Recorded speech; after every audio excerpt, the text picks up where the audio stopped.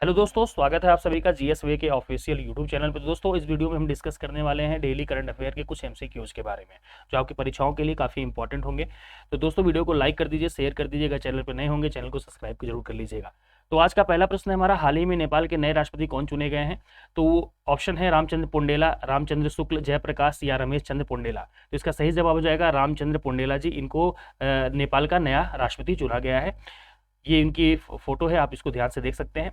अगला प्रश्न है, संयुक्त राष्ट्र की रिपोर्ट के अनुसार हाल ही में महिलाओं के लिए दुनिया का सबसे दमनकारी देश कौन सा है? ऑप्शन है अफगानिस्तान, कजाकिस्तान, इजराइल या ईरान। तो इसका सही जवाब हो जाएगा अफगानिस्तान। अफगानिस्तान को दुनिया का सबसे दमनकारी देश कहा गया है महिलाओं के लिए। अगला प्रश्न है हमारा कि हाल ही में रिलायंस लाइफ साइंस को किस आईआईटी से जीन थेरेपी टेक्नोलॉजी का लाइसेंस मिला है? तो ये लाइसेंस मिला है आपका, ऑप्शन है IIT Kanpur, IIT Bombay, IIT Kharagpur, IIT Chennai. तो ये लाइसेंस दिया है आईआईटी कानपुर ने। तो इंपॉर्टेंट प्रश्न है, इंपॉर्टेंट हो जाता है, तो इसको जरूर एक बार देख लीजिएगा आप लोग। अगला प्रश्न है, ऑर्गेनाइज्ड लिकोरिस जिसको हम मुलेठी कहते हैं, ऑर्गेनाइज्ड लिकोरिस इसको मुलेठी कहा जाता है, बहुत सारे लोग मुलेठी का भी उपयोग करते हैं, कि खेती करने वाला भारत का पहला राज्य कौन सा है? पहले मुलेठी की खेती हमारे यहाँ नहीं होती थी, हम बाहर से इसको मंगाते थे। अब इसकी खेती स्टार्ट हो गई है। तो ऑप्शन है उत्तराखंड, उत्तर प्रदेश, असम, हिमाचल प्रदेश। तो इस मुलेठी की खेती स्टार्ट हुई है, वो हुआ है हिमाचल प्रदेश में। काफ़ी इंपॉर्टेंट प्रश्न है क्योंकि ये पहली बार हुआ है, तो पेपर के अकॉर्डिंग ये क्वेश्चन बन सकता है। अगला प्रश्न है, किस राज्य के स्वास्थ्य मंत्री ने हाल ही में एक नया स्वास्थ्य कार्यक्रम आरोग्य महिला शुरू किया? अब महिलाओं से रिलेटेड जितने भी आपके कार्यक्रम वगैरह होते हैं, ये पेपर में जरूर बनते हैं, तो इसको ध्यान से देखिएगा।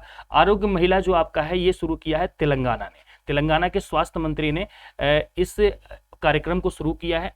एक बार आप लोग कमेंट करके जरूर बताएंगे तेलंगाना के स्वास्थ्य मंत्री कौन है। अगला प्रश्न है कि हाल ही में किस देश ने इंटरनेशनल बिग कैट अलायंस बनाने का प्रस्ताव दिया है? ऑप्शन है भूटान, नेपाल, श्रीलंका। तो इंटरनेशनल बिग कैट अलायंस बनाने का प्रस्ताव दिया है भारत ने।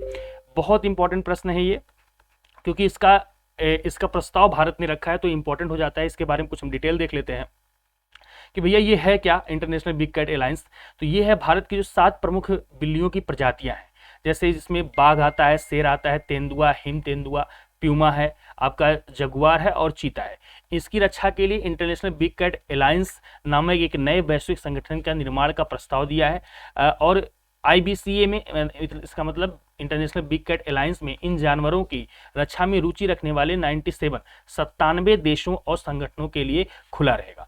देश और संगठनों के लिए खुला रहेगा, मतलब जो 97 देश इन बड़ी प्रजातियां, जो बिल्ली की बड़ी प्रजातियां हैं, उनकी रक्षा करना चाहते हैं, उसके लिए भारत ने पहल किया है कि इंटरनेशनल बिग कैट अलायंस की स्थापना किया जाए, जहां पे इन प्रजातियों के लिए कुछ सुविधाएं, कुछ जो भी चीज़ें हैं वहाँ पे, टेक्निकल जो चीज़ें हैं या उनके बारे में सारी कुछ चीज़ें वहाँ पे डिस्कस किया जाए और उनकी रक्षा के लिए कुछ वहाँ पे कार्यक्रम किया जाए। इसके लिए भारत ने यह पहल किया है।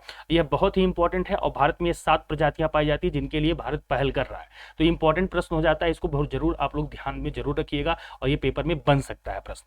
अगला प्रश्न है, किस देश में हाल ही में 25 वर्षों में पहली बार महिलाओं की सेना में आने की अनुमति दी है?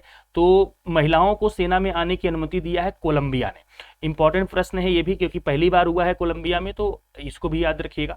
अगला प्रश्न है, हाल ही में ग्रामीण ऋण उत्पाद पेश करने के लिए किस बैंक ने आईटीसी के साथ साझेदारी किया? ऑप्शन है state bank of India, axis bank, ICICI bank या कोटक महिंद्रा बैंक। तो ये किया है एक्सिस बैंक ने, ये भी इंपॉर्टेंट बन जाता है। अगला है, हाल ही में 5 दिवसीय यशांग उत्सव कहाँ शुरू किया गया? तो यशांग उत्सव 5 दिनों का होता है। ऑप्शन है मणिपुर, असम, सिक्किम, त्रिपुरा। तो यशांग उत्सव जो मनाया जाता है, ये मणिपुर में मनाया जाता है। होली जैसा ही त्योहार है ये भी। इसको भी अगर हम बात करें तो आप देख सकते हैं यहाँ पे द फेस्टिवल ऑफ कलर्स इसको भी कहा जाता है, यशांग उत्सव को। होली जैसा ही त्यौहार है। बहुत धूमधाम से अगर हम बात करें तो यह मणिपुर में मनाया जाता है और काफ़ी इंपॉर्टेंट त्यौहार है मणिपुर का।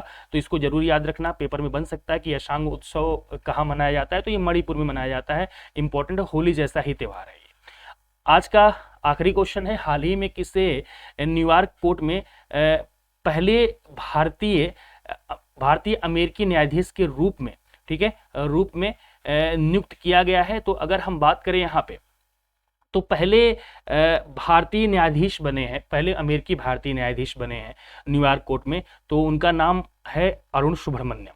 ठीक है, इंपॉर्टेंट प्रश्न है ये, क्योंकि भारतीय मूल के हैं तो इंपॉर्टेंट हो जाता है। ये हैं आपके अरुण सुब्रमण्यम साहब, जो न्यूयॉर्क कोर्ट में पहले भारतीय न्यायाधीश बने हैं। तो उम्मीद करते हैं कि वीडियो आप सभी को पसंद आई होगी। एक बार वीडियो को अगर पसंद आई है तो लाइक जरूर करिएगा, शेयर करिएगा। अगर चैनल पर नए होंगे चैनल को सब्सक्राइब कर लीजिएगा और बेल आइकन को प्रेस कर लीजिएगा, जिससे आपको वीडियो टाइम पे मिल पाए। तो thank you so much, bye bye, take care.